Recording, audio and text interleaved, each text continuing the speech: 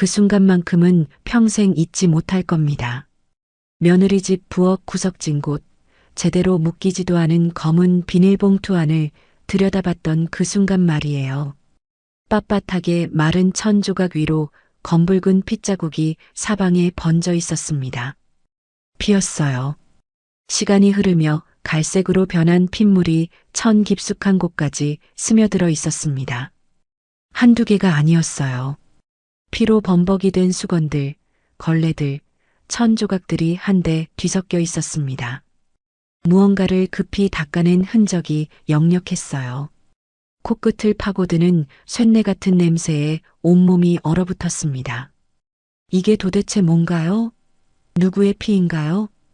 등 뒤에서 며느리의 떨리는 음성이 들려왔어요. 어머님, 보셨어요? 그때 깨달았습니다. 저는 절대 봐서는 안 될 걸 본 거구나. 지금 당장 여기를 벗어나야 한다고요. 지금부터 이야기 시작하겠습니다. 구독과 좋아요 부탁드립니다. 아들 민우가 해외 출장길에 오른 지 벌써 엿새가 흘렀습니다. 일정이 빠듯한 탓인지 연락도 뜸했어요. 평소라면 하루가 멀다 하고 전화를 걸어 안부를 물었을 텐데 이번엔 출국하던 날 한 번 통화한 게 전부였습니다. 해외에 나가 있는 아들도 마음에 걸렸지만 혼자 남겨진 며느리가 더 신경 쓰였어요. 결혼한 지 고작 3년, 아직 철없어 보이는 며느리 수연이가 제대로 끼니나 챙겨 먹을지 걱정이 앞섰거든요. 며느리를 처음 만났던 날이 떠올랐습니다. 그때 그 아이는 정말 환하고 사랑스러웠어요. 아들과 손을 꼭 잡은 채 수줍게 웃으며 인사하던 모습이 아직도 눈에 선합니다. 어머님, 잘 부탁드려요. 허리를 깊이 숙여 절하던 그 모습에 가슴 한편이 따스해졌던 기억이 납니다. 신혼 때는 정말 자주 찾아왔었어요. 특별한 용무가 없어도 들러서 이런저런 이야기를 나누곤 했고, 제가 몸져 누웠을 때는 병원까지 함께 가주기도 했습니다. 그런 며느리가 혼자 있다니 마음이 놓이지 않았어요. 새벽 5시부터 일어나 반찬을 이것저것 만들었습니다. 고사리 나물은 참기름을 듬뿍 넣어 반들반들 윤이 났고 멸치볶음은 간이 딱 맞게 조련했어요. 달콤한 장조림은 며느리가 유난히 좋아하는 반찬이었고 구수한 된장찌개는 냉동실에 얼려두었던 우거지를 꺼내 푹 끓였습니다.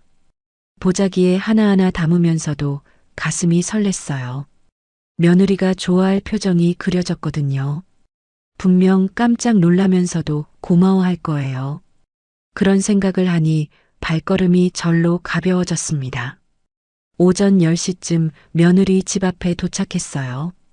평소보다 이른 시간이었지만 아침 식사는 했는지 확인하고 싶었습니다. 수연아, 어머니 왔어. 현관문을 두드리며 불렀습니다. 안에서 발소리가 들리더니 문이 열렸는데 뭔가 예사롭지 않았어요. 평소 같으면 환하게 웃으며 어머님, 어서 오세요. 왜 이렇게 일찍 오셨어요? 하며 반겨주었을 텐데 오늘은 전혀 달랐습니다. 눈밑이 시커멓게 그늘져 있었고 얼굴은 백지장처럼 하얗게 질려 있었어요. 입술도 핏기 하나 없이 퍼렇게 변해 있었습니다. 평소 며느리가 얼마나 혈색이 좋고 생기 넘쳤는지 생각하면 더욱 충격적이었어요. 이 아이가 어디 편찮은 걸까요? 밤새 잠을 설친 걸까요? 더 이상한 건 말투였습니다. 평소 공손하면서도 다정했던 목소리에 뭔가 날이 선 느낌이 묻어 있었어요. 갑자기 왜 오신 거예요? 미리 연락이라도 하시지 그랬어요. 그 어투가 평소와는 천지 차이였습니다. 혼자 있을까봐 걱정되어 반찬 가져왔다고 말하자 며느리는 억지로 입꼬리를 끌어올렸어요. 괜히 번거롭게 하셨네요. 그런데 그 미소가 진심이 아니었습니다. 입은 웃는데 눈빛에는 조바심과 불안이 가득했어요. 마치 빨리 돌려보내고 싶어 하는 것 같았습니다. 혹시 부부싸움이라도 한 걸까 싶었어요. 신혼부부에게는 흔한 일이니까요. 하지만 그렇게 치부하기엔 뭔가 심상치 않았습니다. 단순히 기분이 나쁜 수준이 아니라 뭔가 큰 문제가 생긴 듯 보였어요. 집 안으로 들어서니 낯선 느낌이 확 다가왔습니다. 평소 며느리 집은 먼지 한 톨 찾아볼 수 없을 만큼 깨끗했거든요.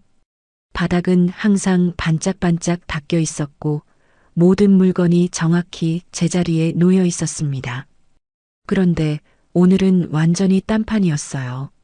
싱크대에는 설거지할 그릇들이 산더미처럼 쌓여 있었고 컵 몇 개에는 뭔가 말라붙은 찌꺼기가 그대로 남아 있었습니다. 거실 바닥에는 옷가지와 잡동사니가 아무렇게나 널브러져 있었어요. 소파 위에는 이불이 구겨진 채 던져져 있고 탁자 위에는 먹다 만 음식 그릇이 그대로 방치되어 있었습니다. 며느리가 얼마나 깔끔한 성격인지 잘 알고 있었기에 더욱 놀라웠어요. 결혼 전 우리 집에 처음 놀러 왔을 때도 신혼집을 처음 구경 갔을 때도 모든 게 완벽하게 정돈되어 있었거든요. 심지어 서랍 안양말까지 색깔별로 가지런히 개켜놓는 아이였는데요. 이 집이 왜 이렇게 난장판인지 도무지 이해할 수 없었습니다. 가슴속으로 서늘한 기운이 스며들었어요. 뭔가 잘못됐구나 싶었습니다. 며느리가 화장실에 간다며 잠깐 자리를 비운 사이 부엌을 천천히 둘러봤습니다. 가스레인지 위에 냄비가 올려져 있었는데 뚜껑을 살짝 열어보니 탄 냄새가 확 올라왔어요. 언제 끓인 건지 물은 완전히 증발해버리고 없었습니다. 냉장고 문도 살짝 열려 있었어요. 안을 들여다보니 유통기한 지난 우유팩이 그대로 있었고 채소들도 시들어가고 있었습니다. 평소 같으면 절대 이런 상태로 두지 않았을 며느리였어요. 정말 어디 아픈 게 틀림없었습니다. 아니면 무슨 큰 걱정거리라도 생긴 걸까요? 그때였습니다. 부엌 한편에 묶이지 않은 채 입이 벌어진 검은 쓰레기 봉투가 눈에 들어왔어요. 평소 같으면 궁금해하지 않았을 텐데 왠지 모르게 발길이 그쪽으로 향했습니다. 혹시 며느리가 정리를 못한 건지 아니면 뭔가 급한 일이라도 있었는지 알고 싶었거든요. 호기심에 가까이 다가가 안을 들여다본 순간 숨이 턱 막혔습니다. 빳빳하게 굳어버린 흰색 천이 가장 위에 있었어요. 그 위로 검붉은 얼룩이 넓게 번져 있었습니다. 처음엔 뭔지 몰랐어요. 혹시 고춧가루나 간장이 묻은 건가 싶었습니다. 그런데 자세히 보니 단순한 얼룩이 아니었어요. 피였습니다. 천에 스며든 피가 마르면서 거뭇거뭇한 갈색으로 변해 있었고 곳곳에는 아직 붉은 빛이 남아있는 핏자국이 선명했어요. 흰색 천만이 아니었습니다. 아래에는 수건, 걸레, 옷 조각들이 뒤엉켜 있었고 모두 피로 얼룩져 있었어요. 손을 떨면서 위쪽 천을 조금씩 들춰봤습니다. 아래쪽은 더 심했어요. 마치 피 웅덩이에 푹 담갔다가 꺼낸 것처럼 시빨갛게 물들어 있었습니다. 이게 정말 피 맞나요? 혹시 제가 잘못 본 건 아닐까요? 눈을 비비고 다시 봤지만 분명했습니다. 틀림없는 피였어요. 코를 찌르는 냄새가 확 올라왔습니다. 처음엔 쓰레기 냄새인 줄 알았는데 그 속에서 쇳내 같은 비릿한 피비린내가 스멀스멀 퍼져 나왔어요. 역하고 구역질 나는 냄새에 속이 뒤틀렸습니다. 손끝이 저릿저릿 떨리기 시작했어요. 고기 핏물일까 생각해 봤습니다. 요리하다가 묻었을 수도 있잖아요. 하지만 양이 너무 많았어요. 단순히 주방에서 묻어날 수 있는 수준이 절대 아니었습니다. 천 한두 장이 아니라 여러 장이 완전히 피로 흠뻑 젖어 있었어요. 온몸에 전율이 흘렀습니다. 다리에 힘이 풀려 주저앉을 뻔했어요. 이게 대체 뭔가요? 왜 이렇게 많은 피가 묻어 있는 거죠? 누구의 피인가요? 온갖 생각이 머릿속을 휘몰아쳤습니다. 혹시 며느리가 다친 건가요? 아니면 누군가 다친 사람을 도와준 건가요? 하지만 그렇다면 왜 아무 말도 안 한 거죠? 그리고 이렇게 많은 피라면 당연히 병원에 가야 할 텐데요. 무서운 상상이 스쳐 지나갔습니다. 혹시 누군가 다친 게 아니라, 아니에요. 그럴 리 없어요. 며느리가 그런 일을 할 리 없습니다. 하지만 이 피는 대체 어디서 나온 걸까요? 뒤에서 며느리의 목소리가 차갑게 울렸어요. 아, 그거요. 놀라서 벌떡 일어섰습니다. 며느리가 언제 나왔는지 제 바로 뒤에 서 있었어요. 얼굴에는 아무런 표정이 없었고 눈빛만 얼음장처럼 차가웠습니다. 며칠 전에 다쳤어요. 조금 피가 난 건데 별거 아니에요. 이미 다 나았어요. 태연한 말투였지만 그 눈빛이 무서웠습니다. 조금 피가 났다고요? 저렇게 많이요? 믿을 수 없었어요. 저 정도 피면 응급실에 실려가야 할 정도잖아요. 그런데 며느리는 멀쩡히 서서 별거 아니라고 하고 있었습니다. 어디를 다쳤어? 물어봤지만 며느리는 그냥 넘어져서 코피가 났다고만 했어요. 하지만 코피로 저렇게 많은 피가 날 수는 없습니다. 게다가 천 여러 장이 다 젖을 정도라니요. 그 시선을 마주하자 심장이 쿵 내려앉았어요. 뭔가 잘못됐다는 확신이 들었습니다. 이 아이가 거짓말을 하고 있구나. 무엇보다 무서운 건 며느리의 눈빛이었어요. 평소 따뜻하고 다정했던 눈빛이 아니라 낯선 사람을 보는 것 같은 차가운 시선이었습니다. 그 순간 본능이 속삭였습니다. 지금 당장 이 집을 나가야 한다고, 여기 더 있으면 안 된다고, 위험하다고 온몸이 경고하고 있었습니다. 보자기를 꽉 움켜쥐고 그럼 이만 가봐야겠다 하고 말했어요. 수연이가 아픈 것 같으니 푹 쉬어. 필요한 게 있으면 언제든 연락해. 하지만 며느리는 대답하지 않았어요.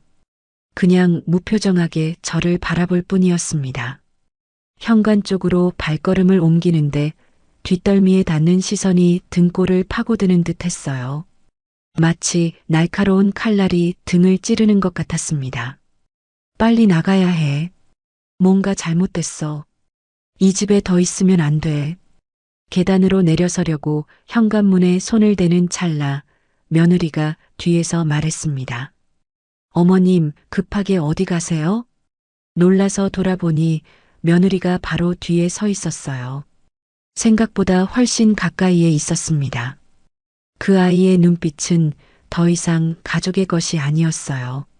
날카롭고 차가운, 설명할 수 없는 공포가 담겨 있었습니다. 마치 맹수가 먹이를 노리는 것 같은 눈빛이었어요. 그냥 집에 가려고 떨리는 목소리로 대답했지만 이미 늦었다는 걸 알 수 있었습니다. 며느리의 손길이 제 어깨에 닿았어요.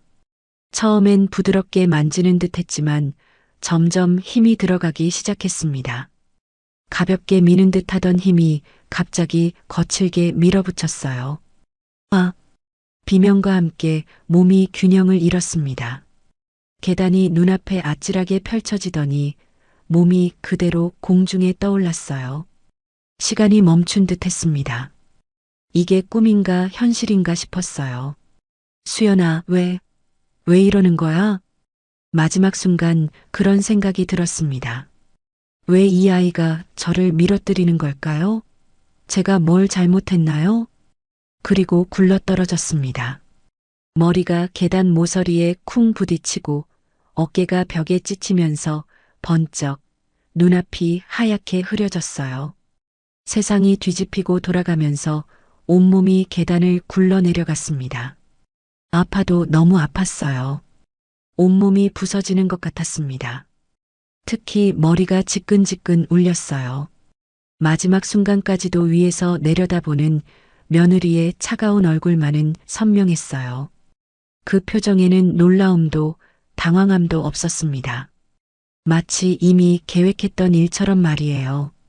그리고 모든 게 깜깜해졌습니다. 희미한 의식 속에서 누군가의 목소리가 들렸어요. 비명소리, 빨리 병원으로 가야 한다는 소리들이 귓가를 스쳐 지나갔습니다. 누군가 제 손을 잡고 있는 것 같았어요. 따뜻한 손이었습니다. 며느리의 손이겠죠. 하지만 왜 이렇게 차갑게 느껴지는 걸까요? 그 생각을 끝까지 하기 전에 완전히 의식을 잃었습니다. 의식을 되찾았을 때 처음 든 생각은 내가 죽었나 였습니다. 눈을 떴을 때 흰 천장이 빙글빙글 돌고 있었어요. 형광등 불빛이 너무 밝아서 눈을 뜨기가 힘들었습니다. 머리에서는 둔탁한 통증이 파도처럼 밀려왔고 귀에는 띠띠하는 기계음이 끊임없이 깔려 있었어요. 여긴 어디인가 싶어 고개를 돌리려 했지만 목이 뻣뻣해서 잘 움직여지지 않았습니다. 간신히 시선을 옮기니 병실이었어요. 창문 너머로 보이는 하늘이 어둑해진 걸 보니 꽤 시간이 흐른 모양이었습니다. 옆자리에는 며느리가 앉아 있었어요. 처음에는 정말 걱정스러운 표정을 하고 있더군요. 얼마나 놀랐냐며 다행히 큰일은 아니라고 하는데 입술은 미소를 지었지만 그 눈빛이 이상했어요. 제가 뭘 기억하는지 확인하려는 듯한 탐색하는 눈빛이었습니다. 그때 깨달았어요. 이 아이는 제 걱정을 하는 게 아니구나. 제가 얼마나 기억하고 있는지, 뭘 알고 있는지, 그게 궁금한 거구나. 쓰레기 봉투 안에 피 묻은 천들이 떠올랐습니다. 그리고 계단에서 밀쳐진 그 순간도요. 모든 게 선명했어요. 하지만 지금 당장 그 얘기를 꺼내면 안 될 것 같았습니다. 그래서 일부러 고개를 떨구며 혼란스럽다고 연기했어요. 잘 모르겠다고, 어떻게 된 건지 기억이 안 난다고 속삭였습니다. 순간 며느리의 입꼬리가 아주 미세하게 올라갔다 내려갔더군요. 안도하는 거였어요. 간호사가 들어와서 의식을 회복했다며 다행이라고 했습니다. 며느리는 간호사 앞에서 완벽한 연기를 펼쳤어요. 얼마나 걱정했는지 모른다며 혹시 후유증은 없을지 걱정이라고 하더군요. 간호사는 며느님이 정말 정성스럽다며 하루 종일 곁을 지켜주셨다고 칭찬했어요. 그 말을 들으니 소름이 끼쳤습니다. 저를 밀어뜨린 장본인이 하루 종일 곁에서 지켰다니요. 잠시 후 며느리가 커피를 마시러 나간다며 병실을 나갔어요. 기다렸다는 듯이 떨리는 손으로 휴대폰을 집어들었습니다. 경찰서에 신고했어요. 목소리가 떨렸지만 최대한 또박또박 말했습니다. 여기 병원이라고, 제 며느리가 저를 계단에서 밀었다고, 그리고 집 쓰레기 봉투 안에 피 묻은 천이 잔뜩 있었다고 말했어요. 상황을 자세히 설명했습니다. 반찬을 가져다 주러 갔다가 쓰레기 봉투에서 피범벅이 된 천들을 발견했고 그걸 보고 도망치려 했는데 며느리가 계단에서 밀었다고요. 목소리는 갈라졌지만 간절함이 묻어났어요. 경찰이 곧 가겠다고 했습니다. 몇십 분 뒤 경찰 2명이 병실로 들어왔어요. 한 명은 나이가 지긋한 형사였고 다른 한 명은 젊은 순경이었습니다. 신고자가 맞느냐며 당시 상황을 말해달라고 하더군요. 눈을 부릅뜨고 처음부터 끝까지 자세히 설명했어요. 오늘 아침 며느리 집에 반찬을 가져다 주러 갔는데 집안이 어수선했고 쓰레기 봉투를 열었더니 천이 피로 흥건했다고 말이에요. 그리고 그걸 보고 무서워서 집에 가려 했는데 계단에서 등을 밀려 굴러떨어졌다고 했습니다. 이건 단순한 사고가 아니라고, 며느리가 의도적으로 밀었다고 강조했어요. 형사는 차분히 고개를 끄덕이며 현장을 확인해 보겠다고 했습니다. 그리고 혹시 며느리와 평소의 사이가 어땠는지, 다툰 일은 없었는지 물어봤어요. 사이는 좋았다고 대답했습니다. 오히려 너무 좋아서 의심할 이유가 없었다고요. 그래서 더 충격적이었다고 말했어요. 경찰이 나간 후 며느리가 들어왔습니다. 경찰이 왔다 갔다며 무슨 일이었냐고 물어봤어요. 저는 기억이 잘 안 난다고 간호사가 불렀던 것 같다고 얼버무렸습니다. 며느리의 표정이 미묘하게 변하는 걸 놓치지 않았어요. 그날 밤 순찰차가 며느리 집으로 갔습니다. 다음 날 형사가 다시 와서 결과를 알려줬어요. 현장을 확인했는데 쓰레기 봉투는 이미 버려진 후였다고 하더군요. 부엌은 깨끗이 정리되어 있었고 진한 락스 냄새만 코를 찔렀다고 했어요. 혈흔은 전혀 보이지 않았다고 하더군요. 부엌은 완전히 깨끗하다는 말을 들었을 때 머리가 하얘졌어요. 그럴 리가 없는데 분명히 봤는데 어떻게 하룻밤 사이에 그렇게 깨끗해질 수 있단 말인가요? 며느리가 밤새 치웠구나 싶었어요. 제가 신고한 걸 알고 급하게 모든 걸 없앴을 거예요. 잠시 후 며느리가 병실 문을 열고 들어왔습니다. 손에는 과일 바구니를 들고 있었어요. 많이 놀랐을 거라며 위로하는 말을 건넸는데 그 말투가 너무나 자연스러웠어요.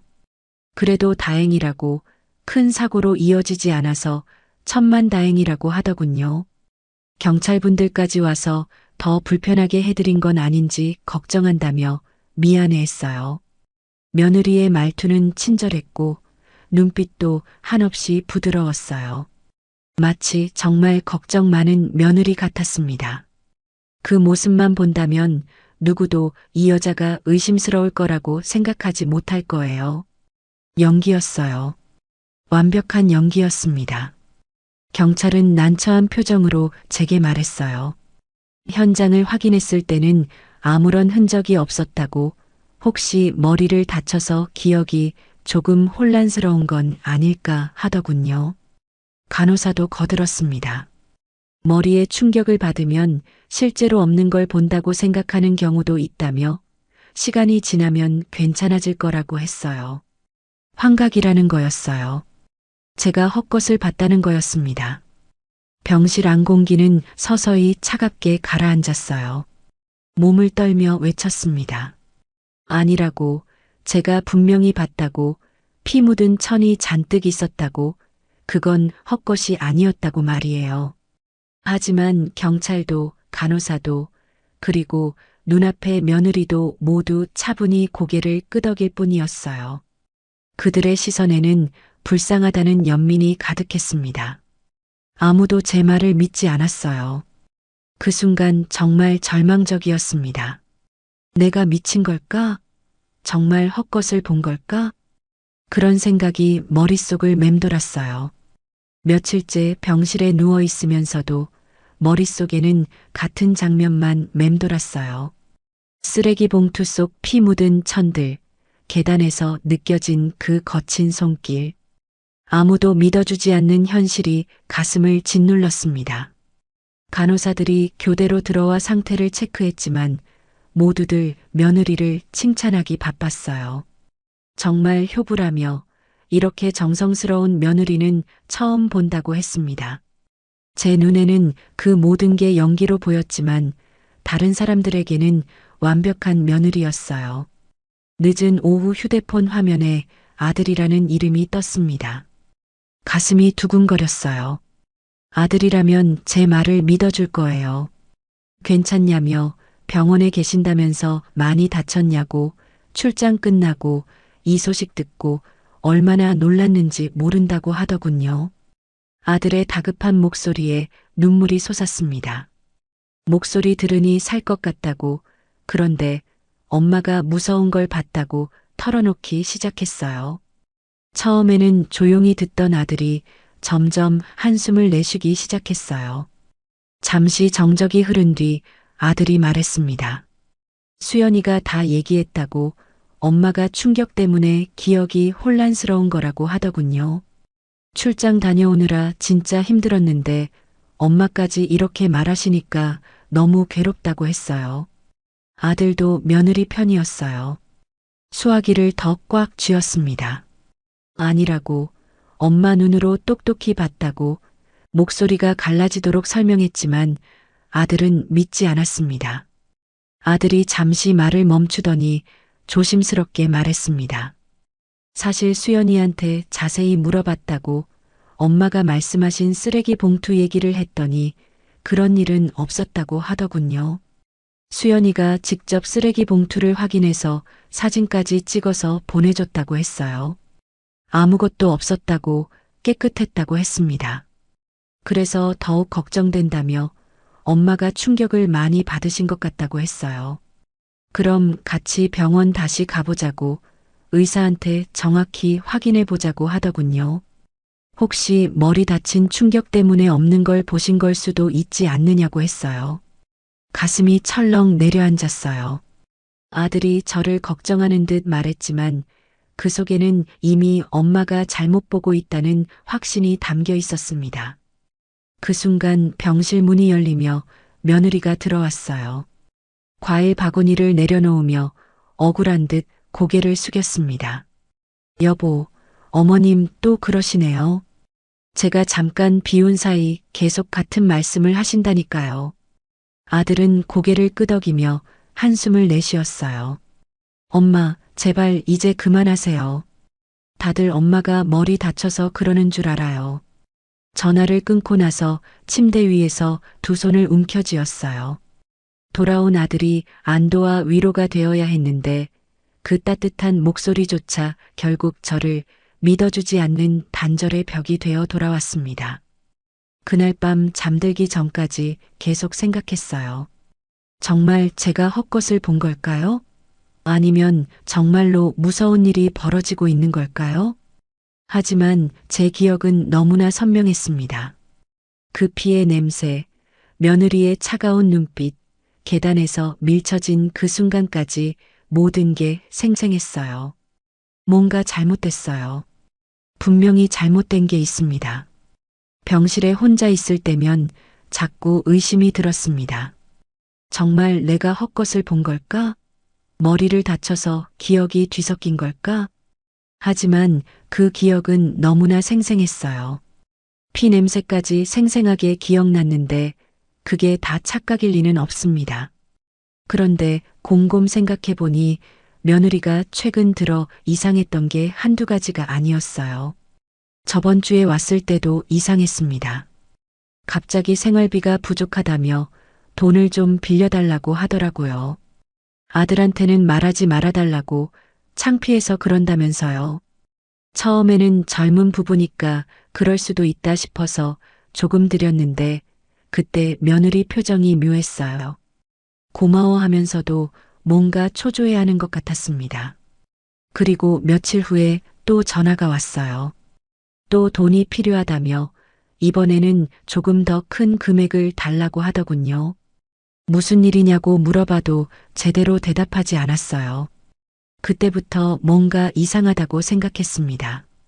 예전 며느리라면 절대 그런 식으로 돈을 빌리지 않았을 거예요. 자존심도 세고 무엇보다 아들한테 부담 주는 걸 싫어했거든요. 최근 몇 달간 며느리를 볼 때마다 불안한 모습을 계속 봤어요. 눈가에 다크서클이 늘 있었고 전화가 오면 어디론가 피해서 받곤 했습니다. 누구와 통화하는지 물어봐도 대충 얼버무리기만 했어요. 어떤 때는 멍하니 있다가 깜짝 놀라며 정신을 차리는 모습도 봤습니다. 뭔가 깊은 고민에 빠져 있는 것 같았어요. 가족 모임에서도 예전만큼 밝지 않았어요.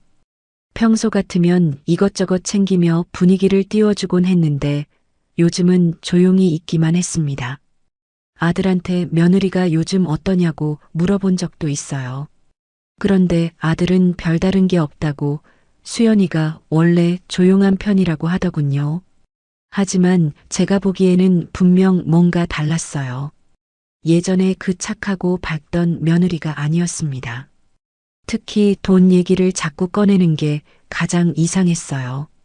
결혼 초기에는 용돈도 안 받겠다며 사양하던 아이가 갑자기 돈이 필요하다고 하니까 뭔가 큰 일이 생긴 건 아닌가 싶었거든요. 혹시 아들 모르게 무슨 빚이라도 있나 아니면 아픈 데라도 있어서 병원비가 필요한 건 아닌가 걱정했었어요.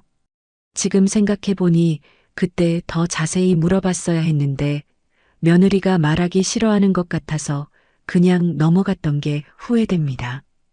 만약 그때 좀 더 관심을 갖고 지켜봤다면 혹시 이런 끔찍한 일을 막을 수 있었을까요? 하지만 누가 그런 일을 상상이나 했겠어요. 돈이 필요해서 불안해하는 며느리가 설마 그런 끔찍한 일을 저질렀을 거라고는 꿈에도 생각하지 못했습니다. 며칠이 지나면서 병실 안공기는 차갑게 굳어갔어요. 경찰은 이미 현장에서 아무것도 발견되지 않았다고만 했고 아들은 며느리의 말에 기대어 제가 머리 다쳐서 기억이 혼란스러운 것 같다고 했습니다. 그날 이후 병실에 찾아오는 사람은 며느리뿐이었어요. 죽을 드셔야 한다며 그래야 빨리 낫는다고 스푼을 들어 입에 가져다 주는 며느리의 손길은 다정했습니다. 하지만 그 속눈썹 아래 깃든 시선은 한없이 차가웠어요. 간호사들은 환하게 웃으며 며느님이 정말 정성이 지극하다고 이렇게 헌신적인 며느리는 처음 본다고 칭찬했습니다. 그 말이 가슴을 후벼 팠어요. 이 아이가 날 밀었는데, 날 죽이려 했는데, 말하고 싶었지만 입술은 굳어붙어 떨어지지 않았어요. 누구도 믿지 않을 것이 뻔했거든요. 며느리가 잠깐 화장실에 간다며 자리를 비운 사이 병상 옆 의자에 놓인 그 아이의 핸드백에서 휴대폰이 울렸습니다. 화면에 남자 이름이 떠 있었는데 아들 이름이 아니었어요. 며느리가 급하게 뛰어와 전화를 받으며 복도로 나가더군요. 문틈 사이로 들리는 목소리가 이상했어요. 평소와는 전혀 다른 음성이었습니다. 돈 준비됐냐고, 이제 마지막이라고, 좀만 더 기다려달라고 하는 말이 어렴풋이 들렸어요. 목소리가 간절하고 절박했습니다. 며느리가 전화를 끊고 들어왔을 때 저는 잠든 척했어요. 그런데 그 아이가 가방에서 여권을 꺼내더니 유효기간을 확인하고 있었습니다. 그러고는 휴대폰으로 뭔가를 검색하기 시작했어요. 항공권 예약 사이트였습니다. 며느리는 아무도 보지 않는다고 생각했는지 해외 항공편을 이것저것 살펴보고 있었어요. 날짜를 며칠 뒤로 잡고 있더군요. 편도 항공권만 검색하고 있었습니다. 그 순간 깨달았어요. 이 아이는 도망갈 생각이구나. 다음 날 오후 며느리가 또 다른 전화를 받았습니다. 이번에는 복도 끝까지 가서 통화했지만 목소리가 높아져서 일부가 들렸어요. 안 된다고, 아직 시간이 필요하다고, 조금만 더 기다려달라고 애원하는 목소리였어요. 그러다가 갑자기 목소리가 낮아지며 알았다고, 이번 주 안에 해결하겠다고 하더군요. 돌아온 며느리의 얼굴은 창백했습니다. 손이 미세하게 떨리고 있었어요.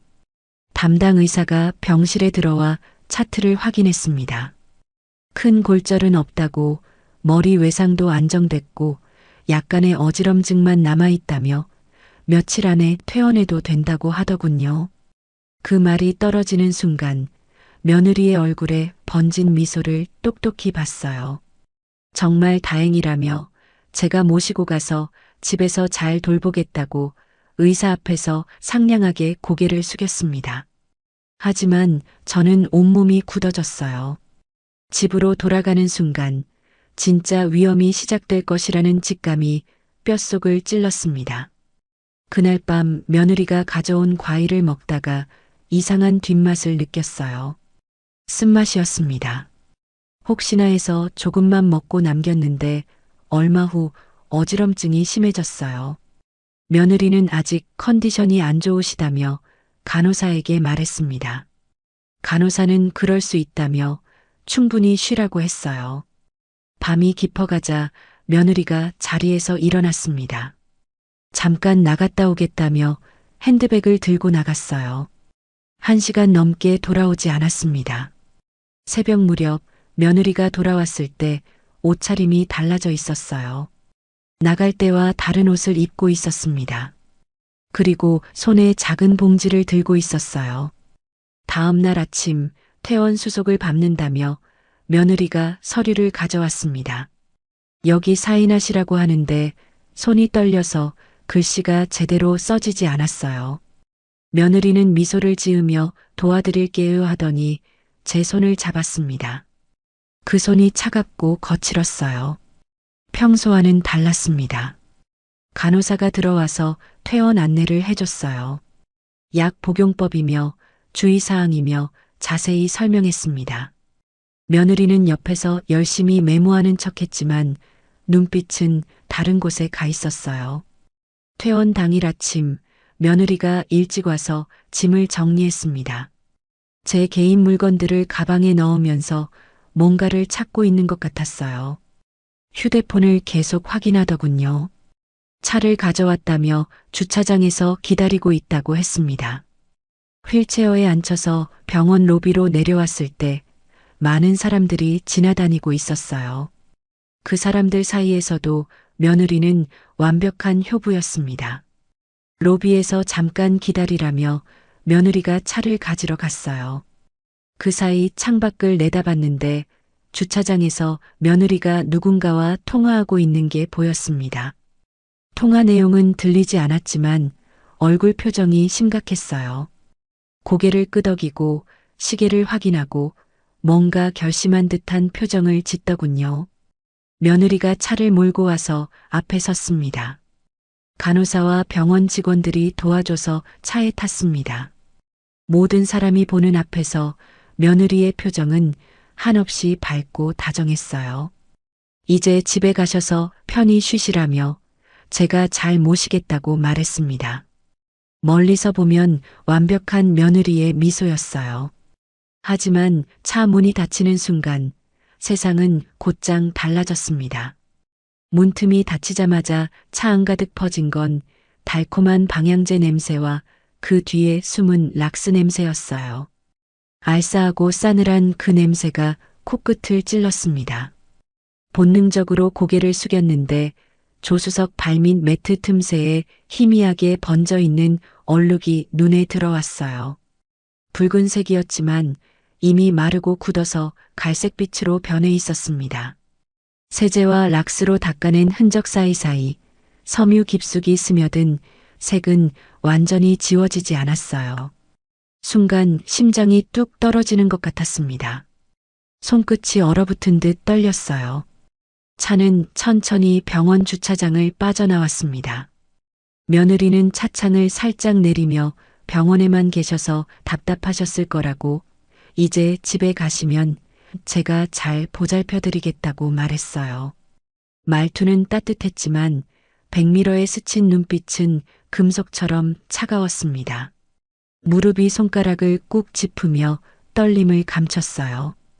그 순간 깨달았습니다. 위험하다. 빨리 도망쳐야 해. 차는 대로변에 올랐습니다. 네온사인과 가로등이 이어진 도심 풍경이 점점 멀어지고 점차 어두운 들판과 공단 지역이 창밖을 채우기 시작했어요. 창가에 이마를 붙이며 작은 목소리로 물었습니다. 수연아, 우리 집은 이쪽 길이 아니잖니. 왜 이쪽으로 가는 거야? 운전대 위 며느리의 손가락이 잠시 굳었다가 곧 부드럽게 풀렸어요. 여기로 가면 더 빠르다며요. 대로변은 막혀서 이 길로 간다니까요. 걱정 마시라며 금방 집 도착한다고 하더군요. 말은 담담했지만 엑셀을 밟는 발끝에 힘이 들어가는 게 느껴졌어요. 차는 점점 속도를 올렸습니다. 이상했어요. 평소 며느리는 안전운전을 하는 편이었는데 오늘은 제한 속도를 훌쩍 넘기며 달렸습니다. 핸들을 잡은 손도 평소보다 힘이 들어가 있었어요. 표지판이 스쳐 지나갔습니다. 인천 방면. 가슴이 철렁 내려앉았어요. 인천? 왜 인천으로? 수연아, 제발 집으로 가자. 애원했지만 며느리는 대답하지 않았습니다. 한참을 달린 후 차가 속도를 줄이더니 한적한 곳에 멈춰 섰어요. 주변을 보니 바다가 보였습니다. 밤이라 어두웠지만 파도 소리가 들렸어요. 가로등 하나 없는 곳이었습니다. 며느리가 차에서 내렸습니다. 뒷문을 열고 저를 끌어냈어요. 안 돼. 수연아. 저항하려 했지만 몸에 힘이 없었습니다. 아까 먹은 과일 때문인지 온몸이 마비된 듯 움직여지지 않았어요. 며느리가 제 팔을 잡고 방파제 쪽으로 끌고 갔습니다.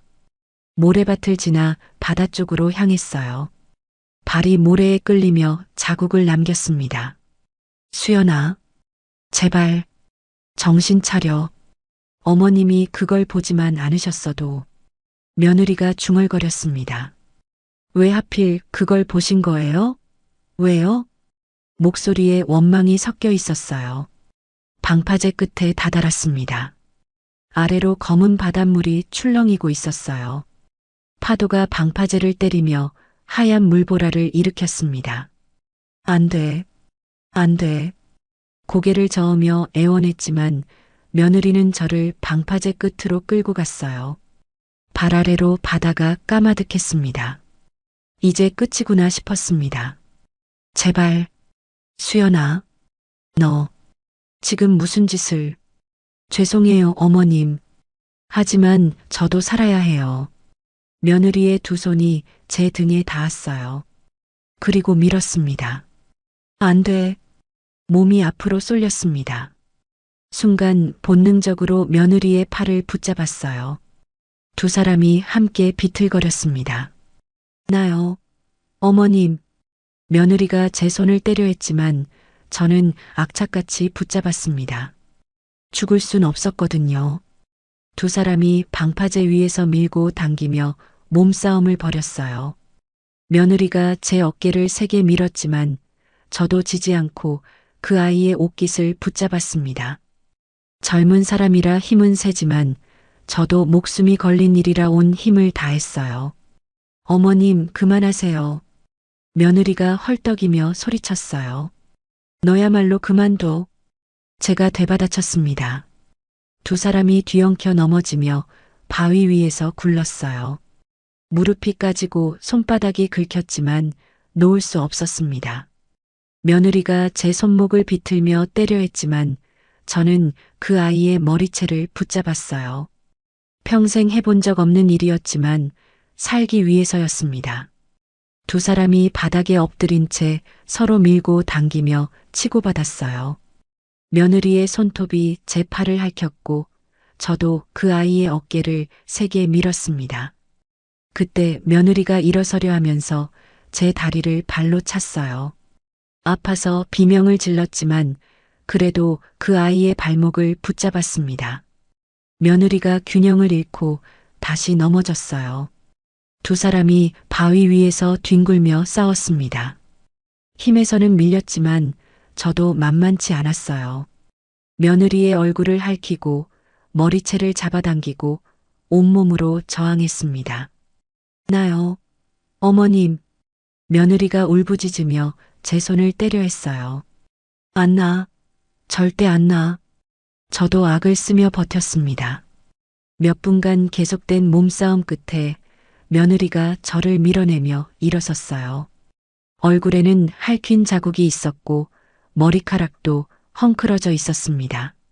저도 온몸이 아팠지만 포기할 수 없었어요. 무릎을 꿇은 채 며느리를 올려다 봤습니다. 그때였어요. 며느리가 제 어깨를 두 손으로 누르며 방파제 쪽으로 밀기 시작했습니다. 안 돼. 마지막 힘을 다해 며느리의 다리를 붙잡고 흔들었어요. 며느리가 비틀거리며 균형을 잃는 순간 어둠을 가르며 날카로운 고함이 울렸어요. 그만둬. 지금부터 체포한다. 손전등 불빛이 우리를 비췄습니다. 경찰이었어요. 전 아무것도 안 했어요. 며느리가 몸부림쳤지만 두 번째 경찰이 곧장 뒤에서 팔을 꺾었어요. 저항하지 마. 지금 넌 체포되는 거야. 철컥. 차가운 수갑이 손목에 채워졌습니다. 바위에 앉아 숨을 헐떡였어요. 다리에 힘이 풀려 일어설 수도 없었습니다. 눈에서는 눈물과 식은땀이 함께 흘러내렸어요. 경찰 한 명이 달려와 저를 부축했습니다. 괜찮으시냐며요? 다치신 데 없으세요? 겨우 숨을 고르며 말했습니다. 저 아이가 날 바다에 밀쳤다고, 죽이려 했다고. 경찰은 단호하게 고개를 끄덕였습니다. 다 봤습니다. 이제 안전해요. 체포된 며느리는 여전히 억울한 듯 외쳤어요. 자신은 아무 잘못 없다며 어머님이 스스로 미끄러지신 거라고 했습니다. 그냥 바람 쐬러 드라이브 나온 것뿐이라고 우겼어요.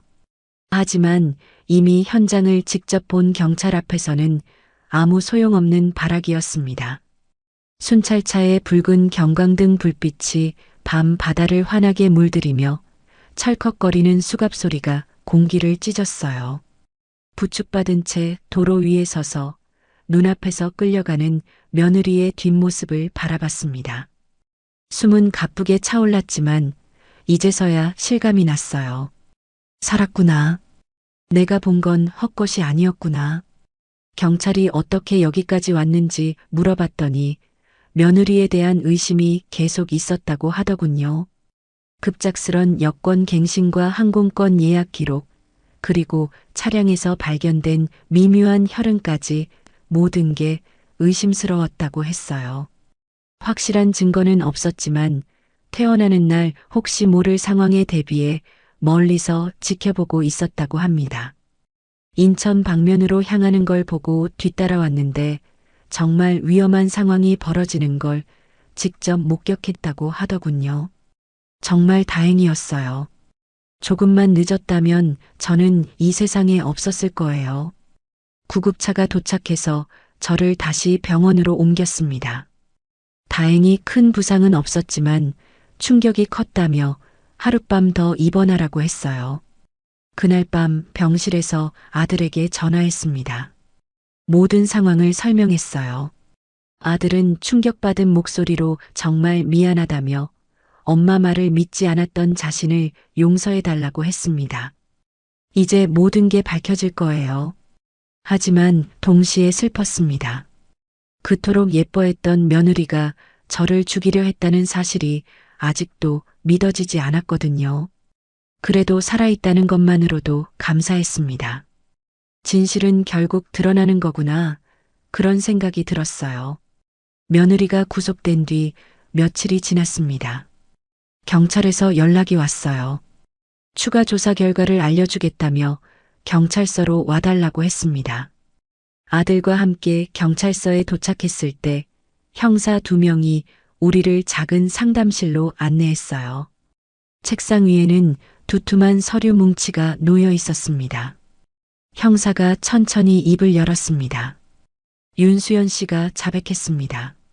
처음에는 완강히 부인하다가 증거들이 속속 나오자 결국 모든 걸 털어놓았어요. 가슴이 쿵 내려앉았어요.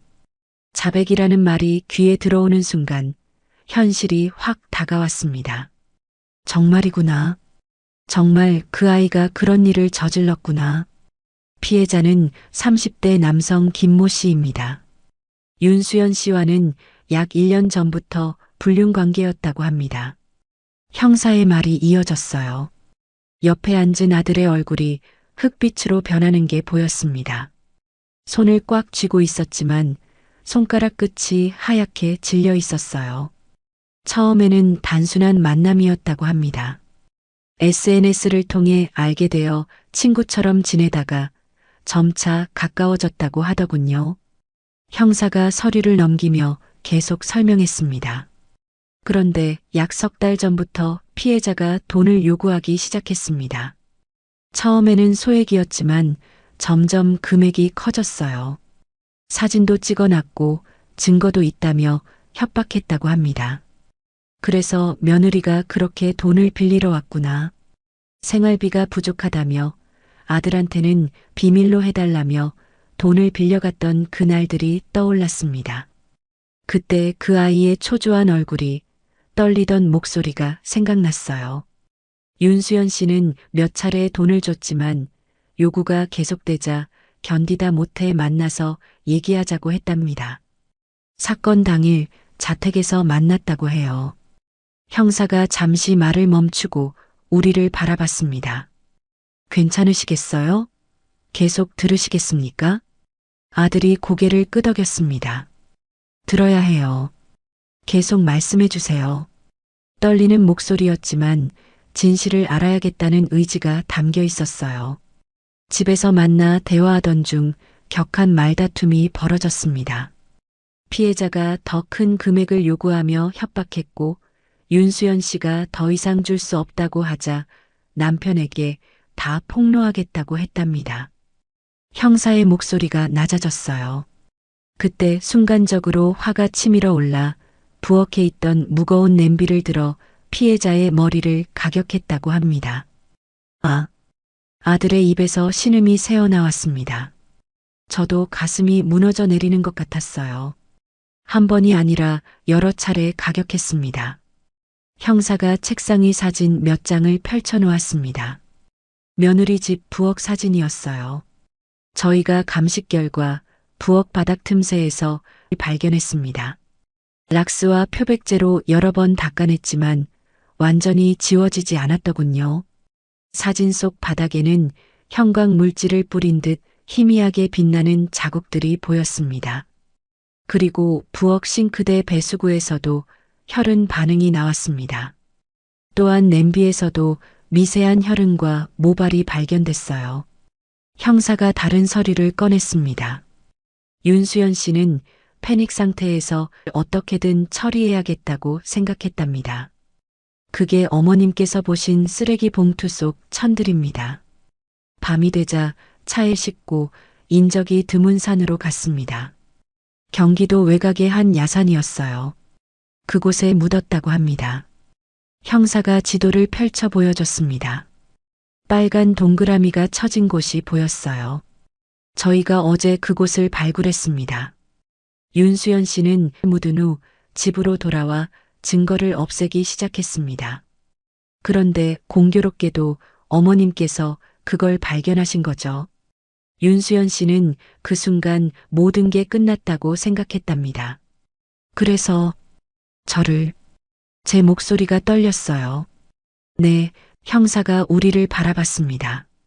정말 아슬아슬했습니다. 저희가 조금만 늦었어도 말을 잇지 못했어요. 저도 아들도 형사도 모두 침묵했습니다. 그 아이가 정말 그런 짓을 아들이 신음하듯 중얼거렸습니다.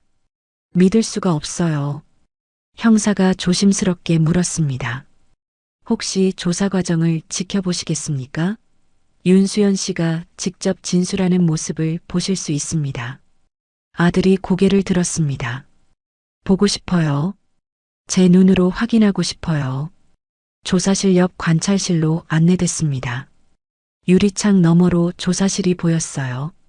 며느리가 의자에 앉아 있었습니다. 수갑을 찬 채 고개를 숙이고 있는 모습이 낯설었어요.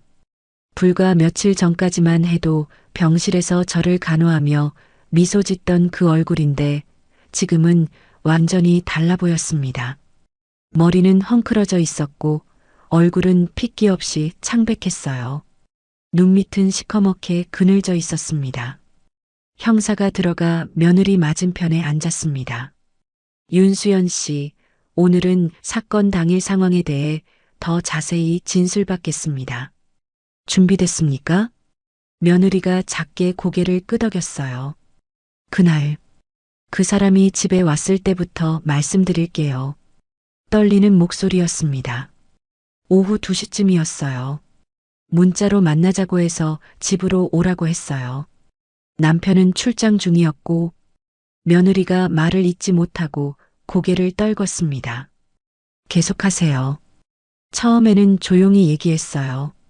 이제 그만하자고, 더 이상은 못 주겠다고 했어요. 그런데 그 사람이 비웃더라고요. 며느리의 목소리에 분노가 섞였어요. 그만하자고? 내가 결정할 일이 아니야. 내가 그만하자고 할 때까지는 계속이야. 그렇게 말했어요. 눈에서 눈물이 흘러내렸습니다. 얼마를 달라고 했습니까? 1,000만 원이요. 일주일 안에 준비하라고 했어요. 못 주면 남편한테, 시어머니한테 다 폭로하겠다고. 며느리가 흐느꼈습니다. 옆에 앉은 아들이 주먹을 꽉 쥐었어요. 손등에 핏줄이 튀어나와 있었습니다. 그래서요? 화가 났어요. 너무 화가 났어요. 그 사람이 비웃으면서 평생 내 노예로 살아야지 그러는 거예요. 며느리의 목소리가 높아졌습니다. 그때 정신이 나갔어요. 부엌에 있던 냄비가 보이더라고요. 그냥 들어서 말을 잇지 못하고 울음을 터뜨렸어요. 그 다음부터는 제가 저를 모르겠어요. 어떻게 제가 그런 생각을 했는지, 어떻게 시어머니를, 어머님을, 목이 메어 말을 잇지 못했습니다. 죄송해요. 정말 죄송해요. 어머님, 며느리가 유리창 쪽을 바라봤습니다. 제가 보고 있다는 걸 알고 있는 걸까요?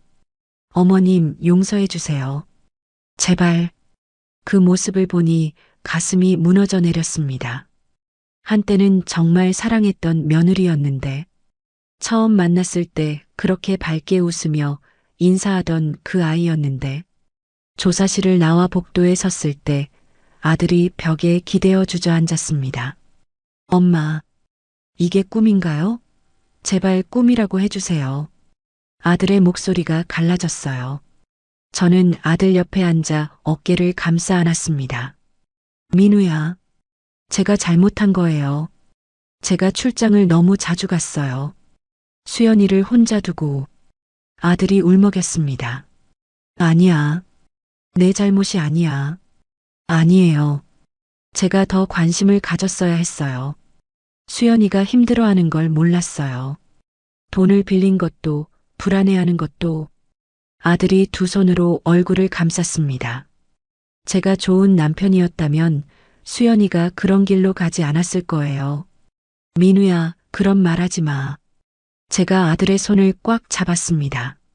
내가 아무리 좋은 남편이어도 다른 문제야. 그건 선택이었어. 수연이가 선택한 거야. 하지만, 민우야. 제가 아들의 얼굴을 돌려 저를 보게 했습니다. 너는 잘못한 게 없어.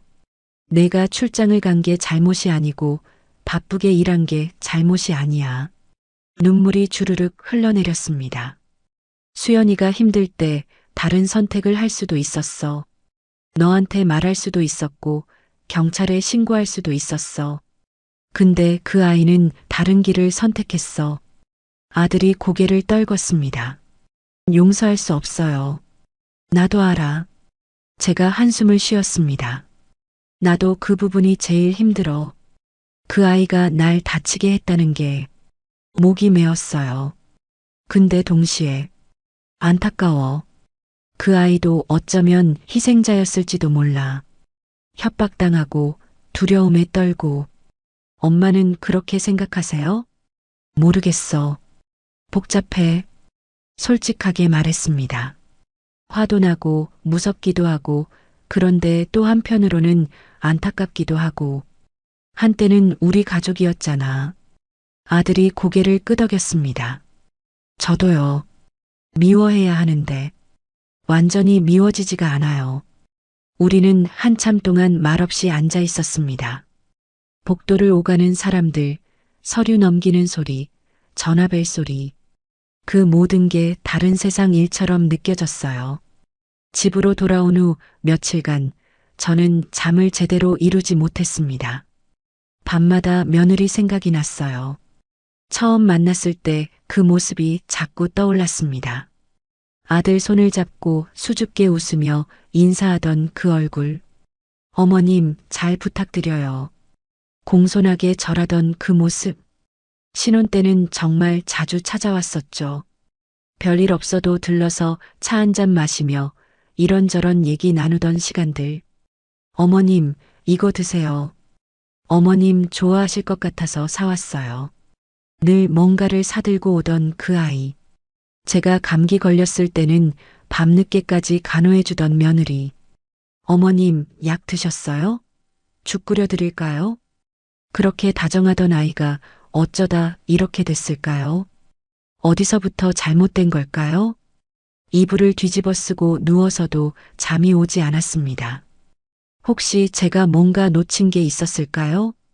며느리가 힘들어할 때 더 관심을 가졌어야 했나요? 돈을 빌리러 왔을 때 왜 그러냐고 더 깊이 물어봤어야 했나요? 자책하는 마음이 밀려왔습니다. 하지만 동시에 분노도 올라왔어요. 아무리 힘들어도, 아무리 어려워도 사람을 죽이면 안 되는 거잖아요. 더구나 저를 죽이려까지 했다니. 2번이나요. 계단에서 밀고 바다에 빠뜨리려 하고, 그건 정말 용서할 수 없는 일이었습니다. 이렇게 분노와 연민 사이에서 밤을 지새웠어요. 아들도 비슷했던 것 같습니다. 어느 날 밤 거실에 나왔더니 아들이 소파에 앉아 있었어요. 불도 켜지 않은 채 어둠 속에 앉아 있었습니다. 민우야, 잠 안 자? 못 자겠어요, 엄마. 아들의 목소리가 들려왔습니다. 눈만 감으면 수연이가 보여요. 우리 결혼식 때 그렇게 예쁘게 웃던 모습이. 제가 아들 옆에 앉았습니다. 나도 그래. 자꾸 생각나. 제가 더 잘했어야 했는데. 민우야, 그만해. 내 잘못 아니라니까. 근데 엄마. 아들이 저를 돌아봤습니다. 어둠 속에서도 눈물이 반짝이는 게 보였어요. 저 때문에 엄마가 죽을 뻔했잖아요. 제 아내가 엄마를, 목이 메어 말을 잇지 못했습니다. 됐어. 이제 됐어. 제가 아들을 안았습니다. 엄마는 살아있어. 우린 살아남았어. 그걸로 됐어. 아들이 제 품에서 울었습니다. 30이 넘은 어른이 엄마 품에서 아이처럼 울었어요. 저도 함께 울었습니다. 이렇게 우리는 밤을 견뎠습니다. 재판날이 다가왔습니다.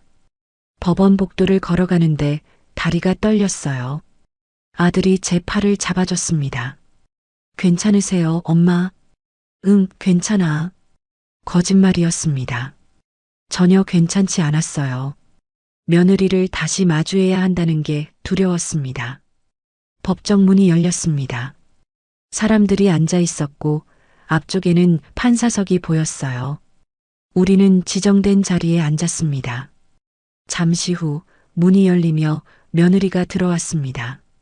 교도관의 인솔을 받으며 죄인석으로 걸어갔어요. 수갑을 찬 채였습니다. 며느리는 많이 야위어 있었어요. 얼굴은 더 창백해졌고 눈빛은 생기를 잃었습니다. 저를 보는 순간 며느리의 눈에서 눈물이 흘러내렸습니다. 고개를 푹 숙였어요. 재판이 시작됐습니다. 검사가 일어나 공소사실을 낭독했습니다. 차갑고 담담한 목소리로 며느리가 저지른 일들이 하나하나 읽혀졌어요. 며느리는 고개를 숙인 채 가만히 듣고 있었어요. 어깨가 작게 떨리고 있었습니다. 판사가 피고인에게 최후 진술 기회를 주었습니다. 며느리가 일어섰어요. 떨리는 목소리로 말하기 시작했습니다. 저는 제가 저지른 일에 대해 깊이 반성하고 있습니다. 목소매어 잠시 말을 멈췄습니다. 제가 다른 방법을 찾았어야 했는데 눈물이 뚝뚝 떨어졌어요. 어머님, 며느리가 저를 바라봤습니다. 어머님, 정말 죄송합니다. 어머님께 그런 끔찍한 일을 저지르다니. 흐느끼기 시작했어요. 제가 괴물이 됐어요. 제가 어떻게 어머님을, 그렇게 잘해주셨던 어머님을. 며느리가 무릎을 꿇었습니다. 용서해 주세요. 제발 용서해 주세요. 제가 정말 잘못했어요. 법정이 조용해졌습니다. 며느리의 흐느끼는 소리만 들렸어요. 제 눈에도 눈물이 고였습니다. 마음이 복잡했어요. 저 모습이 진심일까요? 아니면 또 연기일까요? 판사가 선고를 준비하기 위해 잠시 휴정을 선언했습니다. 며느리가 퇴정하면서 다시 한번 저를 돌아봤어요. 어머님, 그 눈빛에는 절망이 가득했습니다. 잠시 후 판사가 다시 입장했습니다. 피고인은 일어서시오. 며느리가 일어섰습니다. 온몸이 떨리고 있었어요. 판결을 선고하겠습니다. 법정이 숨죽였습니다. 피고인 윤수연에 대하여 징역 15년을 선고한다. 판사의 목소리가 울렸습니다. 며느리의 다리에 힘이 풀리는 게 보였어요. 교도관이 부축했습니다. 재판장님, 갑자기 며느리가 소리쳤습니다. 재판장님, 이건 너무 가혹해요. 떨리는 목소리였지만 분노가 섞여 있었어요. 피고인, 조용히 하시오. 15년이요? 제 인생이 끝나는 거잖아요. 며느리의 목소리가 높아졌습니다. 법정이 술렁였어요. 피고인, 경고합니다. 조용히 하지 않으면 조용히 하라고요? 며느리가 갑자기 아들 쪽을 돌아봤습니다. 여보, 이거 당신 잘못이기도 한 거 알아? 순간 법정이 얼어붙었습니다. 뭐? 아들이 믿을 수 없다는 표정으로 일어섰어요. 당신이 맨날 출장만 다니니까 내가 외로웠던 거 아니야. 며느리가 소리쳤습니다. 당신이 집에 있었으면, 당신이 나한테 관심이라도 가졌으면 내가 왜 다른 남자를 만나? 수연아. 아들의 목소리가 떨렸어요. 지금 뭐 하는 거야? 지금 나한테 책임을 전가하는 거야? 전가가 아니야. 사실이잖아. 며느리의 눈에서 눈물과 함께 분노가 쏟아졌습니다.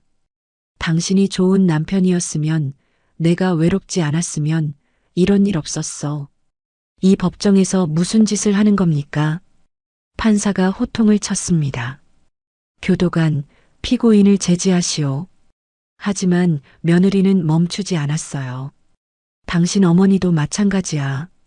며느리가 저를 돌아봤습니다. 그 눈빛이 싸늘했어요. 왜 하필 그날 오신 거예요? 왜 하필 그 쓰레기 봉투를 보신 거예요? 수연아. 아들이 소리쳤습니다. 지금 우리 엄마한테까지. 사실이잖아. 어머님만 안 오셨으면, 그거만 안 보셨으면. 며느리의 목소리가 절규에 가까웠어요. 다 잘 될 수 있었어. 아무도 몰랐을 거라고. 근데 왜 그날 하필. 그만. 아들이 며느리에게 다가가려 했지만 제가 팔을 붙잡았습니다. 민우야, 안 돼. 엄마, 저 여자가 지금. 내버려둬. 제가 조용히 말했습니다. 저게 진짜 모습이야. 이제야 보이는 거야. 며느리와 눈이 마주쳤습니다. 그 눈빛에는 더 이상 미안함이 없었어요. 원망과 분노만 가득했습니다. 피고인, 판사가 단호하게 말했습니다. 지금 당신의 행동은 반성과는 거리가 멉니다. 이는 양형에 불리하게 작용할 수 있습니다. 양형이요? 며느리가 비웃었어요. 이미 15년이나 받았는데 뭐가 더 불리해요? 교도관, 피고인을 퇴정시키시오. 나요. 놓으라고요. 며느리가 교도관을 뿌리치려 했지만 2명의 교도관이 양쪽에서 붙잡았습니다. 여보, 여보. 며느리가 끌려나가면서 아들을 불렀어요. 당신이 면회 와줄 거지? 그렇지? 15년 동안 기다려줄 거지? 아들은 대답하지 않았습니다. 고개를 돌려 며느리를 보지 않았어요. 여보, 대답해. 여보. 며느리의 목소리가 점점 멀어졌습니다. 법정 문이 닫히면서 그 소리도 차단됐어요. 법정은 무거운 침묵에 잠겼습니다. 판사가 한숨을 쉬며 말했습니다. 이상으로 선고를 마치겠습니다. 패정. 사람들이 자리에서 일어났습니다. 저와 아들만 그 자리에 앉아 있었어요. 한참을 말없이 앉아 있었습니다. 엄마. 아들의 목소리가 떨렸습니다. 저 사람이 제가 알던 수연이가 아니었어요. 나도 알아. 제가 아들의 손을 잡았습니다. 우리가 알던 수연이는 처음부터 없었던 거야. 아니면 어디선가 잃어버린 거고.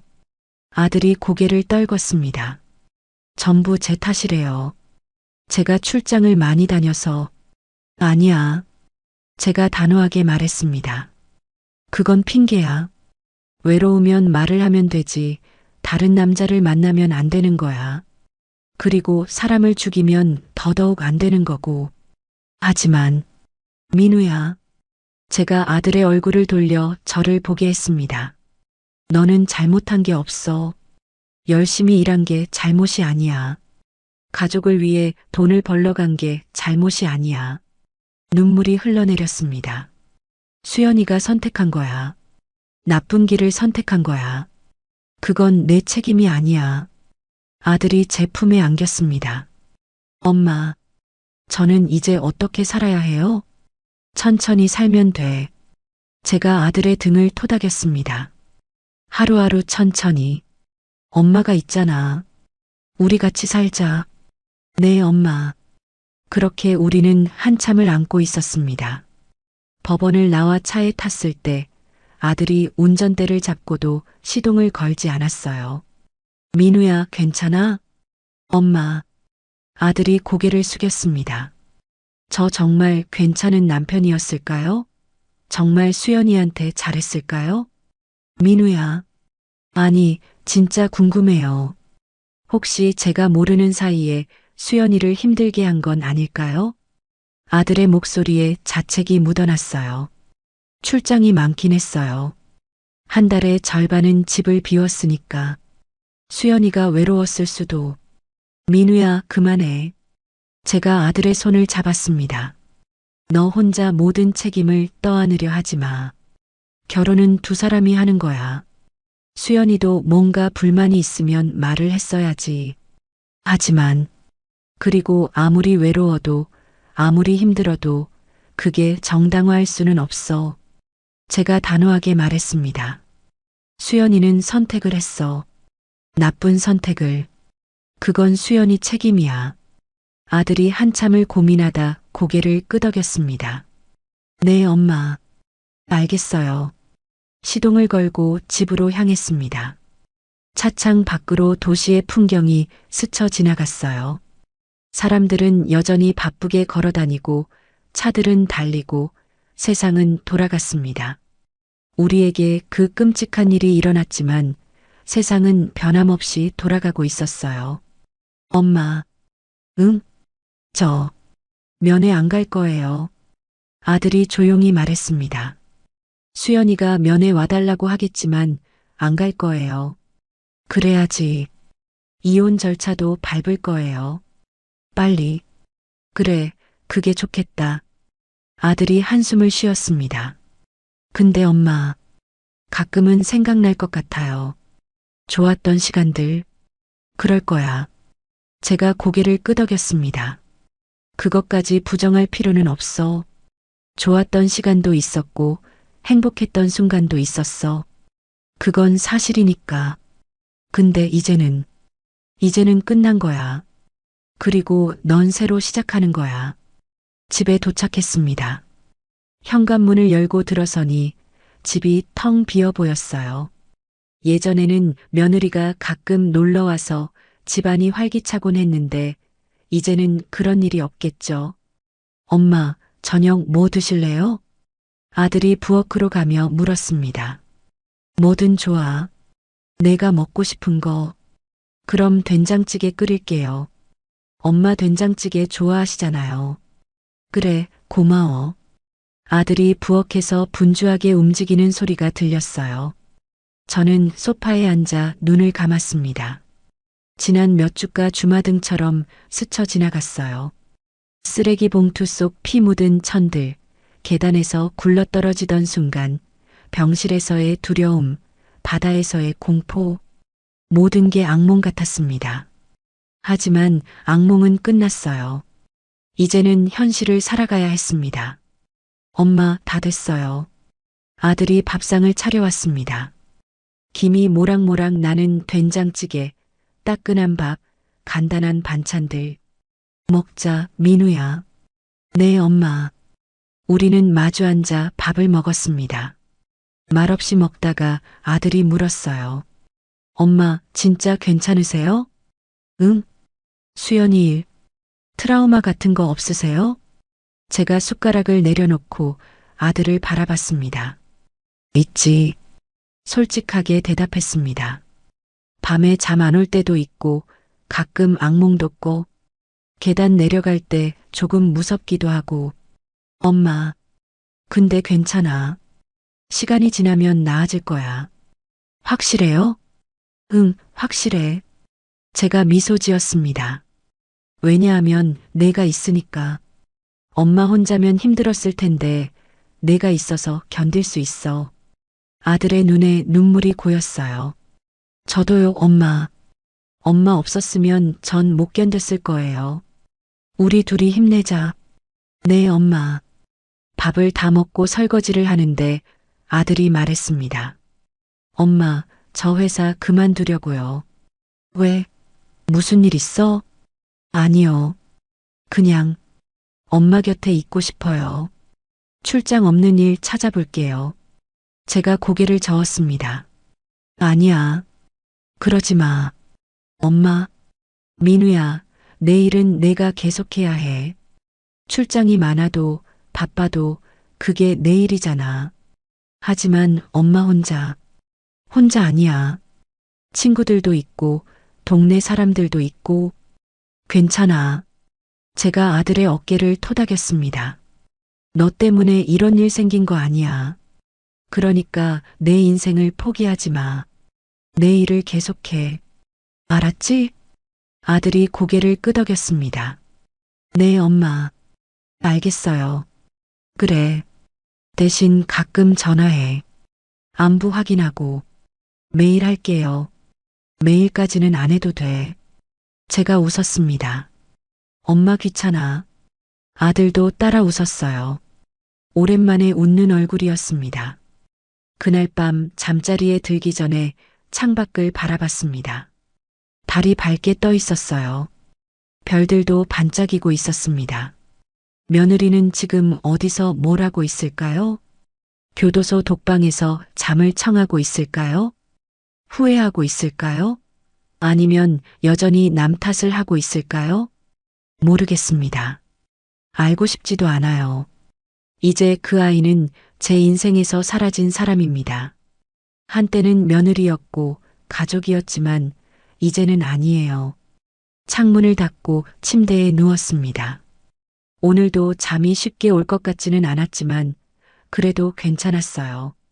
옆방에서 아들의 숨소리가 들렸습니다. 그 소리를 듣는 것만으로도 위안이 됐어요. 우리는 살아남았습니다. 그리고 계속 살아갈 겁니다. 몇 달이 흘렀습니다. 계절이 바뀌고 날씨가 추워졌어요. 아들은 다시 일상으로 돌아갔습니다. 출장도 가고 회사도 다니고 평범하게 살았어요. 물론 쉽지는 않았습니다. 가끔 힘들어하는 모습이 보였어요. 멍하니 있다가 깜짝 놀라며 정신 차리거나 밤에 잠 못 이루는 날도 있었습니다. 그럴 때마다 저는 옆에 있어줬어요. 괜찮아, 민우야.